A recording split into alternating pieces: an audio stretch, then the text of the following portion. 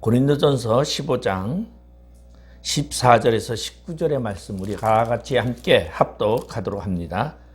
그리스도께서 만일 다시 살아나지 못하셨으면 우리가 전파하는 것도 헛것이요 또 너희 믿음도 헛것이며 또 우리가 하나님의 거짓 증인으로 발견되리니 우리가 하나님이 그리스도를 다시 살리셨다고 증언하였음이라. 만일 죽은 자가 다시 살아나는 일이 없으면 하나님이 그리스도를 다시 살리지 아니하셨으리라. 만일 죽은 자가 다시 살아나는 일이 없으면 그리스도도 다시 살아나신 일이 없을 터이요 그리스도께서 다시 살아나신 일이 없으면 너희의 믿음도 헛되고 너희가 여전히 죄 가운데 있을 것이요 또한 그리스도 안에서 잠자는 자도 망하였으리니 만일 그리스도 안에서 우리가 바라는 것이 다만 이 세상의 삶뿐이면 모든 사람 가운데 우리가 더욱 불쌍한 자이리라. 아멘.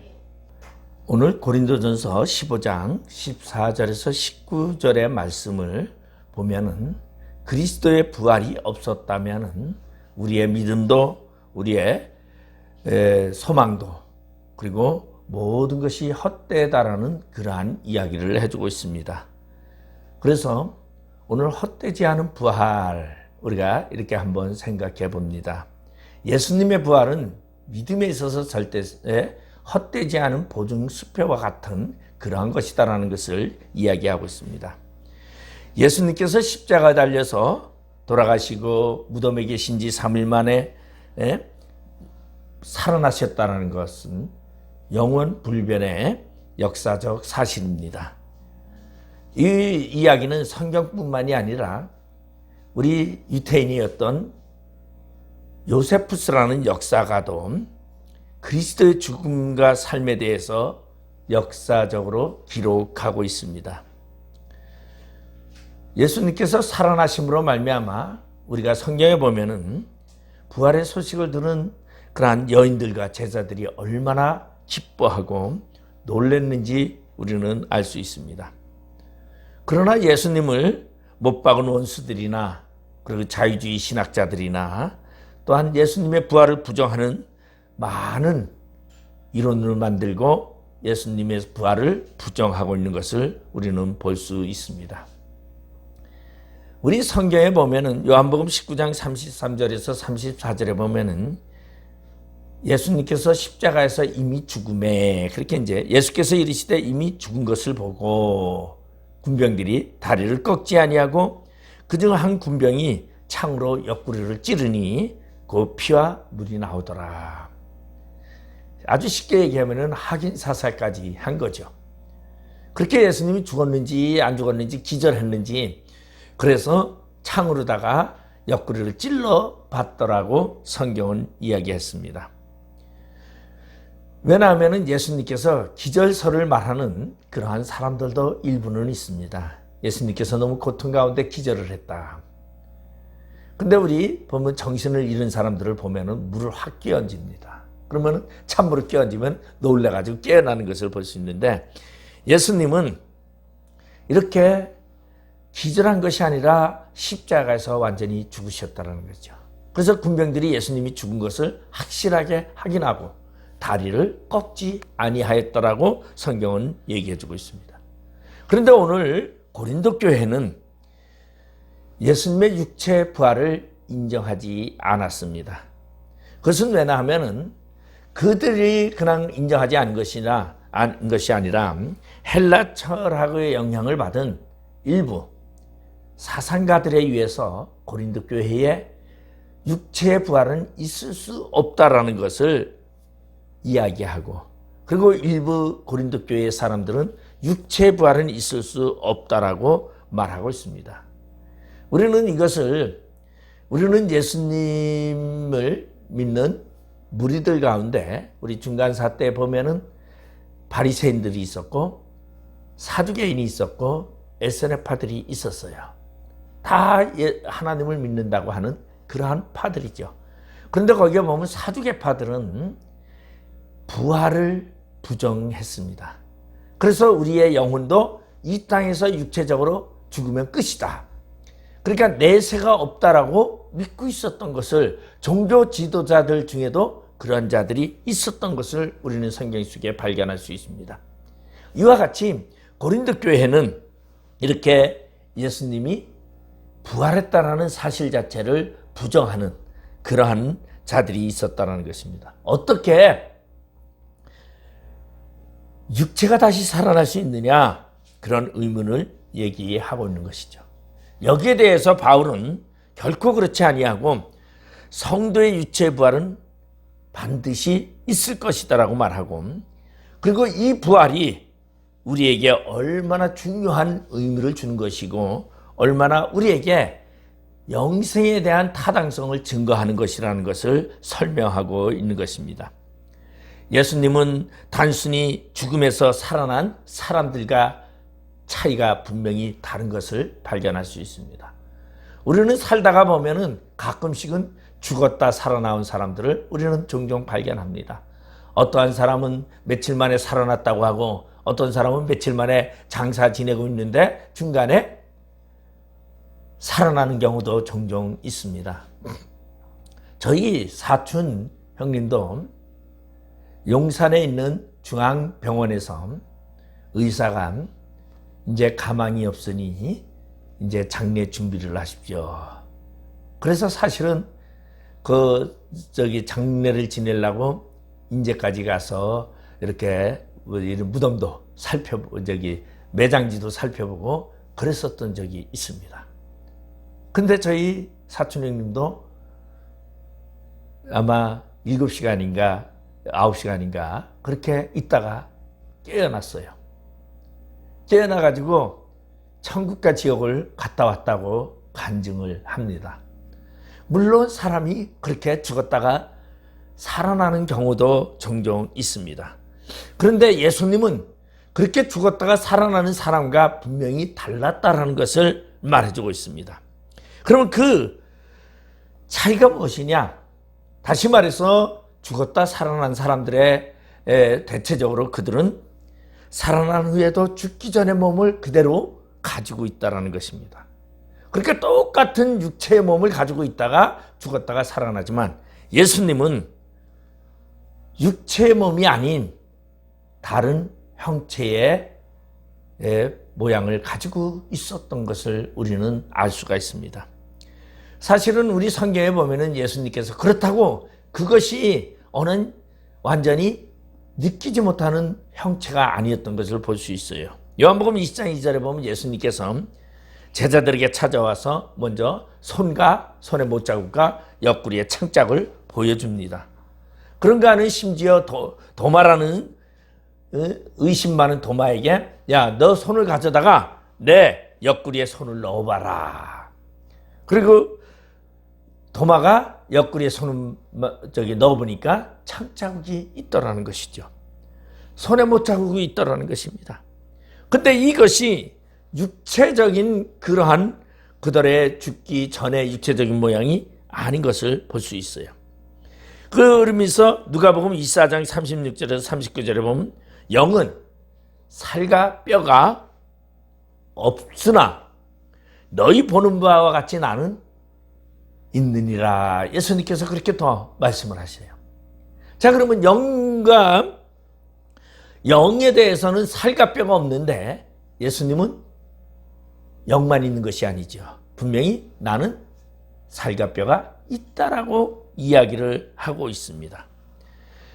그런가 하면 예수님께서는 부활하시고서는 제자들에게 세 번째 나타났을 때는 함께 갈릴리 바닷가에서 식사도 하게 됩니다. 같이 불을 피워놓고 고기를 생선을 구우면서 식사도 하는 것을 볼 수 있어요. 그래서 그리스도가 죽은 자 가운데서 다시 살아나신 것은 잠자는 자들의 첫 열매가 되었다라고 제가 지난주에 부활의 증표에 대해서 말씀을 드리면서 이야기를 했습니다. 예수님은 죽은 자의 첫 열매가 되어서 그리고 그 예수님을 따르는 자들에게 그 부활의 증표를 보여주기 위해서 예수님께서 부활의 열매로 우리에게 증거하고 있습니다. 근데 그것은 분명한 것은 육적인 모습이 그대로 육적인 모습으로 부활한 것이 아니다라는 것을 말해주고 있고 그렇다고 영의 모습으로 영의 육감, 영은 살과 뼈가 없다는데 살과 뼈가 없는 그러한 모양으로 예수님께서 부활하셨다는 것을 우리는 생각해 보면 예수님의 부활체는 무엇을 말하고 있냐면 우리는 보편적으로 그것을 변화체라고 말하고 영체라고 말합니다.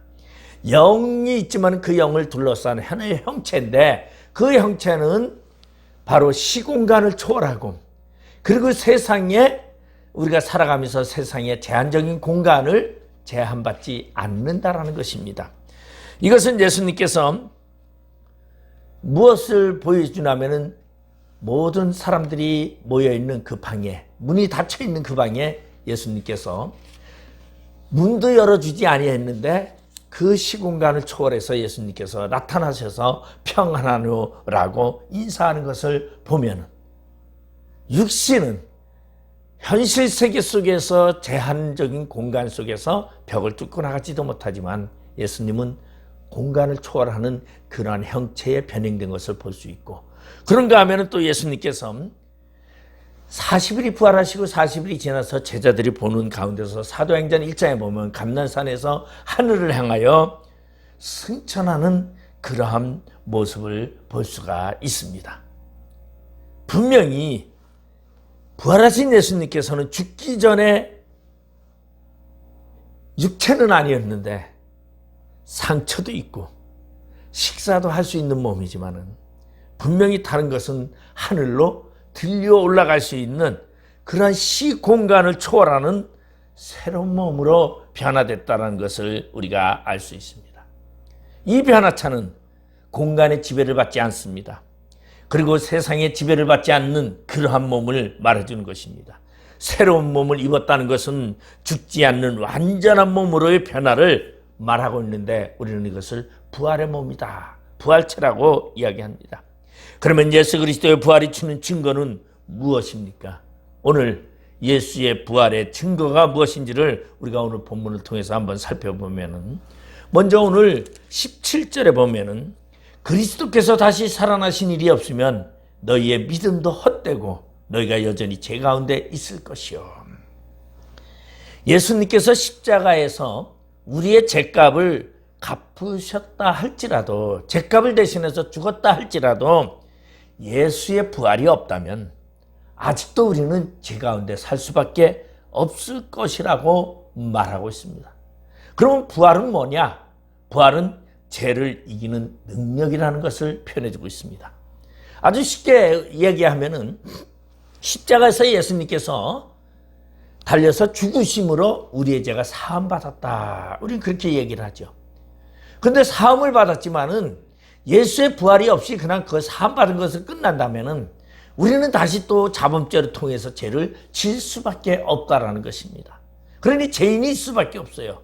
그런데 예수의 부활은 무엇을 말하고 말하냐면은 죄에 대한 것을 넘어서는 새로운 세계를 말해주는 것입니다. 다시 말해서 죄를 이기는 능력을 말하는데 이것은 부활 생명은 다시 말해서 우리가 죄를 이기고 그리고 죄가 우리를 범하지 못한다. 그래서 로마서 8장 1절에 보면 이런 말씀이 있어요. 그러므로 이제 그리스도 예수 안에 있는 자들에게는 결코 정죄함이 없나니 이는 그리스도 예수 안에 있는 생명의 성령의 법이 죄와 사망의 법에서 너를 해방하였음이니라. 예수의 부활은 세상의 사망의 법으로 우리를 구속하지 못한다는 것이에요. 예수의 부활은 다시 말해서 생명의 법으로 우리를 다스린다는 것입니다. 그렇기 때문에 우리는 더 이상 사망의 법이 따르지 아니하고 죄에 얽매이지 아니한다는 것을 말해주고 있습니다. 그런가 하면 로마서 8장 4절에 보면 육신을 따르지 않고 그 영을 따라 행하는 우리에게 율법의 요구가 이루어지게 하려 하심이니라. 예수의 부활은 다시 말해서 우리에게 율법으로 우리를 지배하지 않는다는 것이에요. 예수의 부활은 다시 말해서 우리가 영을 따라 행하는 자의 삶으로 우리를 바꿔준다는 것이에요. 그러면 영을 따라 사는 우리의 삶은 율법의 요구를 다 이루었다는 것이에요. 다시 말해서 율법의 요구를 다 이루었으면 더 더 이상 율법이 우리에게 요구하지 못한다라는 것이죠. 그래서 그것을 벗어난, 율법의 선을 벗어난 생명의 법에 따라서 살아가는데, 이 생명의 법은 영생의 법입니다. 이것이 바로 부활을 통한 우리에게 주어지는 하나님의 은혜라는 것입니다. 여러분, 율법은 죄짓지 말라, 의롭게 살아라, 못하지 말라, 뭐하라 하는 것이 율법의 요구입니다. 그런데 부활의 은혜를 받으면 그 요구를 다 들어줄 수 있게 된다는 것이에요. 왜? 부활로 말미암아 율법은 모든 것을 다 완성했고, 더 이상 완성했을 때는 그 율법이 끝났다는 얘기예요. 우리에게는 율법이 적용되지 않는다는 것이에요. 이제는 우리에게 적용되는 것은 생명의 법이 우리에게 적용되어지고, 예수 안에서의 법이 우리를 이끌어간다는 것이에요. 우리는 그것을 성령의 인도함이라고 말합니다. 성령이 우리를 이끌어갑니다. 여러분, 성령은 어떻게 이끌어갑니까? 예수 안에서 우리를 하나님께로 이끌어가는 것을 성령이라고 말합니다. 그래서 우리는 성령을 보혜사라고 말하고 있습니다. 우리를 인도하는 신이라고 말하겠습니다. 그러면서 오늘 본문 17절에 보니까 부활이 없으면 우리 믿음도 헛것이다. 우리가 믿는 예수님이 죽음을 이기지 못했다면 우리는 다른 사람과, 보편적인 세상 사람들과 다를 바가 없다는 것입니다. 그러면 우리가 이렇게 생각해 보면 세상에 있는 종교들은 다 헛된 것이다라는 것이에요. 아무리 돌을 닦아도, 아무리 내세를 뭐를 영안을 보고, 아무리 병을 고친다 할지라도 다 헛것이라는 것이에요. 왜? 죽음으로 끝나는 것이 아니라 부활로 새 생명을 얻게 되기 때문이라는 것입니다. 여러분, 죽어서 썩어지는 것을 믿는다라는 것, 그것은 결코 영생이 아닙니다. 우리 예수님은 부활로 영생을 우리에게 주셨어요. 그래서 우리에게 십자가의 죽음으로 끝난 것이 아니라 부활의 영생으로 우리에게 영생을 주셨고, 이것은 어느 세상의 그 어떠한 종교도 모방할 수 없고 흉내낼 수 없는 것이다라는 것입니다. 그러면 그러한 예수의 부활은 무엇을 토대로? 우리의 믿음을 토대로 만들어지고 있다는 것입니다. 부활의 믿음이 아니라면 진정한 믿음이 아니다라는 것이에요. 내가 하나님을 믿는다고 하면서도 부활을 믿지 못하는 자들은 하나님을 믿는 것이 아니다라는 것이에요. 오늘 바울은 고린도 교회에 그러한 이야기를 하는 것이에요. 너희들이 부활을 믿지 아니하느냐? 왜냐하면 고린도 교회에는 부활을 믿지 아니하는 자들이 있었습니다. 그러한 자들에게 너희가 부활을 믿지 아니하면 너희에게는 영생도 없느니라. 그리고 너희가 부활을 믿지 않으면 너희 믿음도 다 가짜다라고 이야기하고 있는 것입니다. 바로 부활은 믿음의 표현이요, 그리고 믿음의 증거라는 것을 말해주고 있습니다. 우리에게 아무리 꿈이 있고 열정이 있고 아무리 비전이 있다 할지라도 부활의 생명이 없다면 다 세상 사람과 똑같다라는 것이에요. 여러분, 우리가 예수를 믿고 교회 와서 찬양한다 할지라도 부활을 믿지 못한다면 세상 사람과 다를 것이 없다라는 것입니다. 물론 우리가 부활의 증표를 믿기가 쉬운 것은 아니죠. 왜냐하면 실제적으로 우리에게 보여지지 않는 것이기 때문에, 하늘의 영광이 실제적으로 우리에게 나타나지 않는 거기 때문에. 그래서 고린도에는 그런 말을 하고 있어요. 너희가 희미하게 보나 그날에는 너희가 얼굴을 맞대어 볼 것이다 라고 말하고 있어요. 다시 말해서 이 희미해 보이는 그 미래의 증거가 믿음을 가지고 그것을 확신으로 채운다는 것을 말해주고 있어요. 그래서 부활은 믿음을 표현하고 있습니다. 믿음이 있는 자만이 부활을 믿을 수 있는 것입니다. 여러분, 믿음이 있는 자만이 영생을 가질 수 있습니다. 믿음이 있는 자는 그 믿음의 소망을 가지고 확신에 거할 수 있다는 것입니다. 우리가 주님을 믿는 것도 하나님의 은혜요, 예수님의 부활의 능력이라는 것입니다. 제자들이 성령 받고 믿음 안에 서서 그들이 순교에 이뤘던 것도 바로 부활하신 예수님의 은혜였다는 것이. 그들이 부활하신 예수님을 만났을 때 그들이 믿음이 생겼습니다. 그들이 3년 동안 예수님을 따르며 예수님이 십자가에 죽을 때는 다 도망갔습니다. 확신이 없었어요. 그런데 부활하신 예수를 만났을 때 그들은 죽음을 각오하고 순교의 자리까지 갔던 것을 볼 수 있습니다. 요한복음 20장 19절 20절에 보면 이날 곧 안식구 첫날 저녁 때에 제자들이 유대인들을 두려워하여 모인 곳에서 문들을 닫았더니 예수께서 오사 가운데 서서 이르시되 너희에게 평강이 있을지어다. 이 말씀을 하시고 손과 옆구리를 보이시니 제자들이 주를 보고 기뻐하였더라. 시공간을 초월하는 그 예수님이 문을 다 닫아두었는데도 예수님은 나타났다는 것이에요. 그리고 자신의 창자국과 손의 못자국을 보여주었다는 것입니다.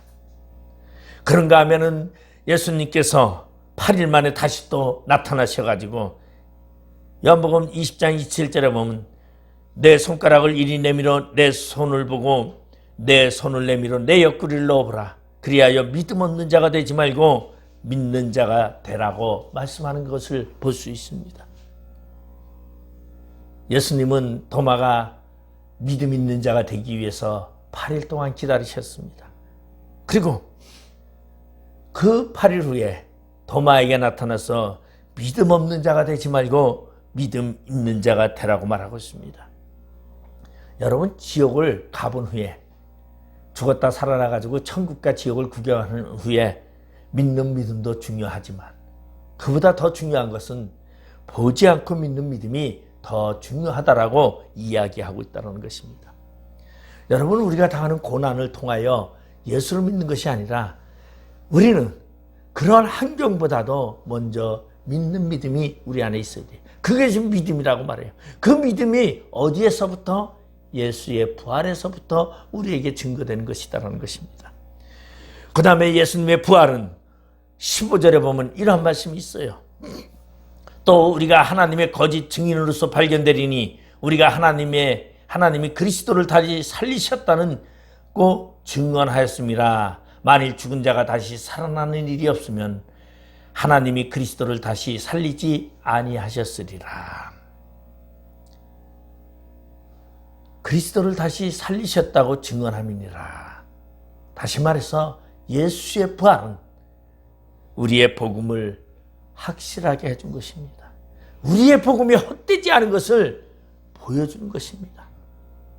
예수님께서는 이 땅에 오셔서 나는 죽은 지 3일 만에 다시 부활할 것을 말씀하셨어요. 그 말씀을 확증하셨어요. 그리고 우리는 그 예수님의 부활을 통하여 예수님의 말씀이 거짓이 아님을 우리는 발견하게 됩니다. 그리고 그 예수님의 참된 그 말씀이 진정한 말씀이었다는 것이, 세상에 어떠한 종교도 아무리 외쳐도요 죽음에서 부활한다라는 이야기는 하나도 없습니다. 내용은 좋습니다. 도덕적이고 윤리적이고 인간에게 참 그럴듯하죠. 그렇지만 예수의 부활은 그럴듯한 것이 아니라 확실한 것이다라는 거죠. 진리라는 것이에요. 그래서 우리 보면은요, 이렇게 가끔씩 우리 이 승려들도 그런 말을 해요. 우리 보면은 윤리나 도덕 가지고 저런 거 뭐 설파를 한다고 그러는데, 그거보다 가끔씩은 중들도 이렇게 스님들도 그런 얘기를 할 때가 있어요. 뭐라 하냐면 중생을 속인 죄가 산보다 더 크다, 이런 말도 가끔씩 합니다. 그러니까 영생을 알지 못하고 진리가 있는 것처럼 이야기하는 것은 그 죄는 산보다 더 크다는 것이. 진정한 진리는 어디에 있느냐? 예수 부활에 있다는 것이요. 그 예수가 부활로 우리에게 첫 열매가 되어서 우리에게 자신의 말씀이 진리인 것을 보여주었다는 것입니다.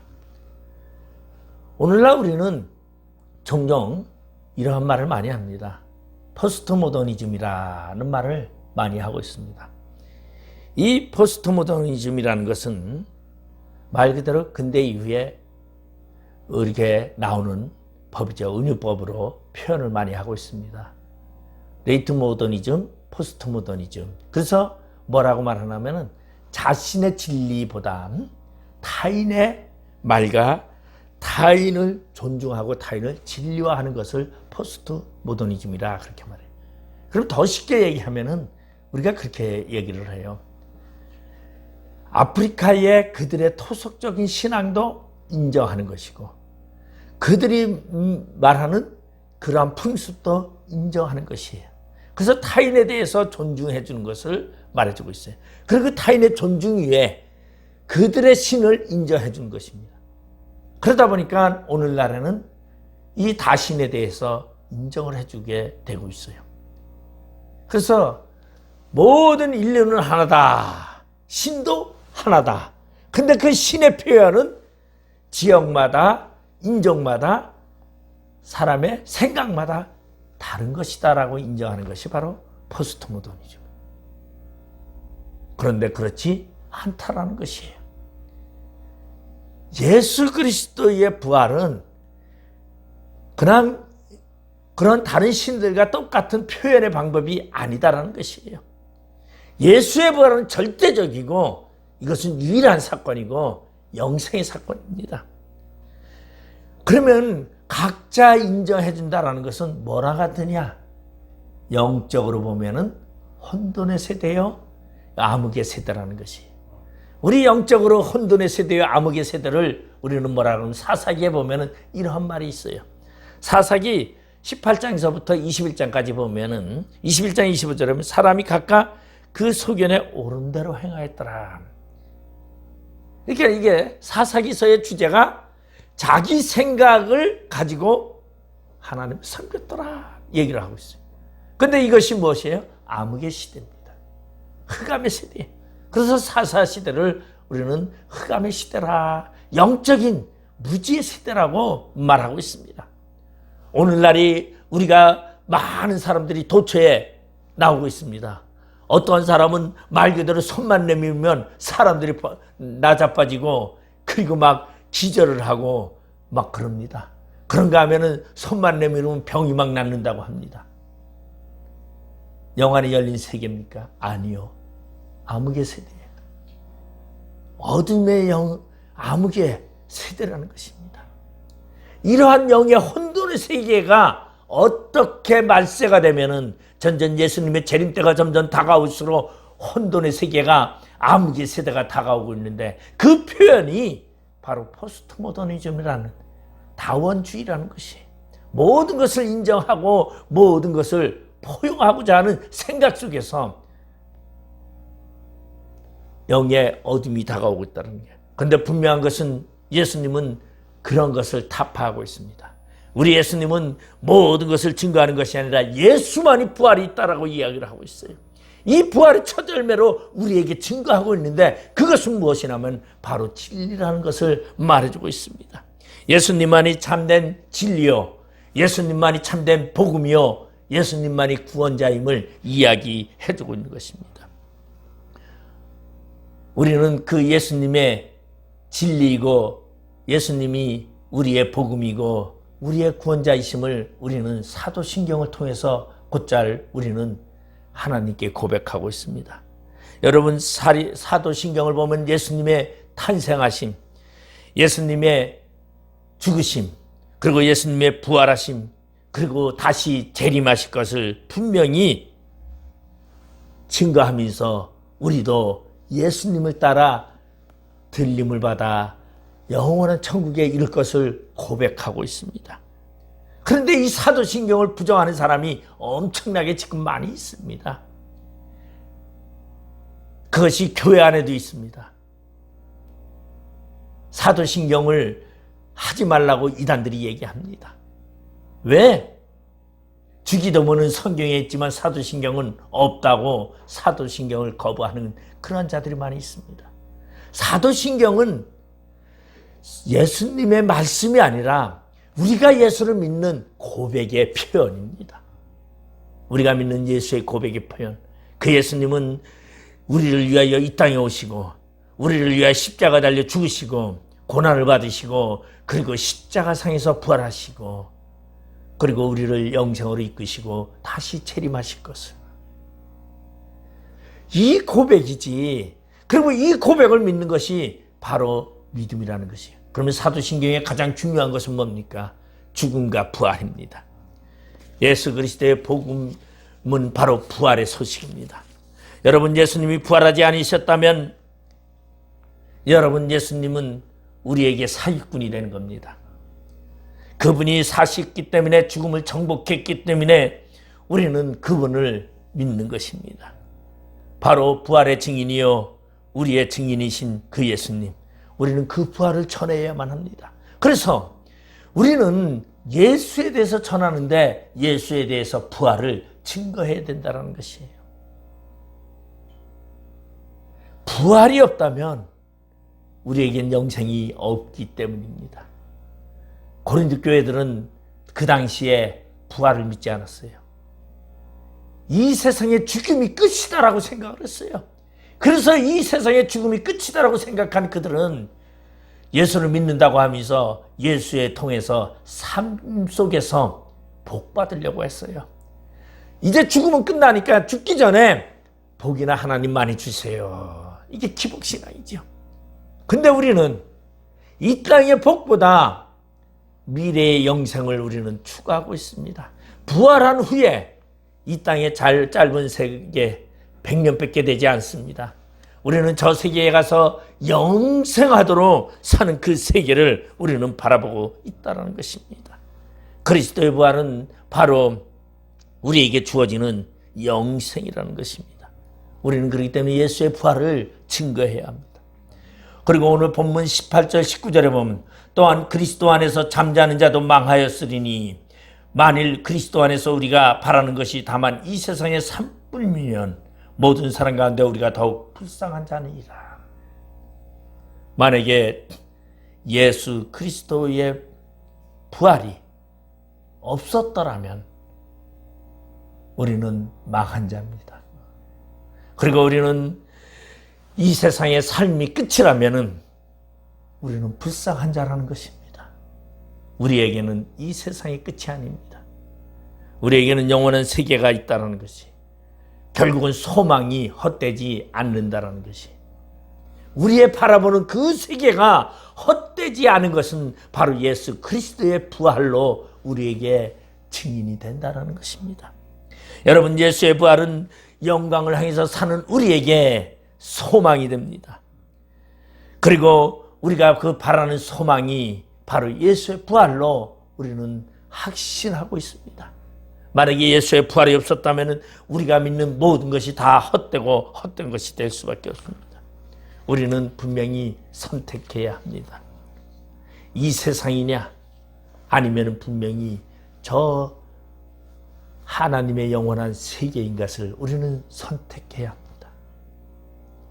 이 세상을 선택한다면 여러분, 예수의 부활을 믿지 아니하는 자요, 믿음이 없는 자요, 소망이 없는 자요. 그러나 우리에게는 분명히 이 세상이 끝이 아니라 우리에게는 영원한 세계가 있다는 것을 우리는 믿고 있습니다. 그렇기 때문에 우리는 이 세상에서의 고난과 역경도 우리는 영원한 세계를 바라보면서 우리는 이기고 있습니다. 오늘도 예수의 그 고난을 우리는 몸소 체험하면서 예수의 부활과 함께 내 삶의 부활, 나의 생의 부활도 믿고 있다는 것입니다. 왜냐하면 예수님의 부활은 첫 열매요. 그리고 우리 예수 안에 있는 자들은 다 예수와 함께 부활의 자리에 참여한다고 말하고 있기 때문입니다. 그래서 바울은 이렇게 결론을 맺습니다. 고린도전서 15장 58절에 보면은 그러므로 내 사랑하는 형제들아, 견실하며 흔들리지 말고 항상 주의 일에 더욱 힘쓰는 자들이 되라. 이는 너희 수고가 주 안에서 헛되지 않은 줄 알미라고 말하고 있습니다. 우리의 수고가 헛되지 않습니다. 내가 그렇게 열심히 하는데도 왜 하나님은 나에게 돈덩어리를 안 주고, 왜 금덩어리를 안 주고 이렇게 고난과 역경만 주십니까? 그럴 수도 있어요. 그런데 우리의 수고가, 우리의 모든 것이 헛되지 않은 것은 우리에게 부활이 있기 때문입니다. 영생이 있기 때문이라는 것입니다. 20절에서 22절에 보면 그러나 이제 그리스도께서 죽은 자 가운데서 다시 살아나사 잠자는 자들의 첫 열매가 되셨도다. 사망이 한 사람으로 말미암았으니 죽은 자의 부활도 한 사람으로 말미암는도다. 아담 안에서 모든 사람이 죽은 것 같이 그리스도 안에서 모든 사람이 삶을 얻으리라고 말씀하고 있습니다. 분명히 예수의 부활로 우리는 부활의 삶을 산다는 것입니다. 바로 다메섹 도상에서 사울은 예수님을 만났습니다. 그는 예수의 부활을 하신 예수를 만났기 때문에 그의 삶은 그 이후에 고난의 삶이요 육신의 고통의 삶이었지만 천국을 바라보며 그는 즐겁게 살아갔던 것을 볼 수 있습니다. 오늘 우리도 예수의 부활을 믿으며 기쁨으로 승리자 되시기를 주님의 이름으로 축원드리겠습니다. 기도하시겠습니다. 아버지 하나님 은혜를 감사드립니다. 예수의 부활이 나의 부활이요 예수의 부활에 나의 생명임을 믿고 진정으로 복음을 증거하는 자 되게 하여 주시옵소서. 예수님의 이름으로 기도드리옵나이다. 아멘.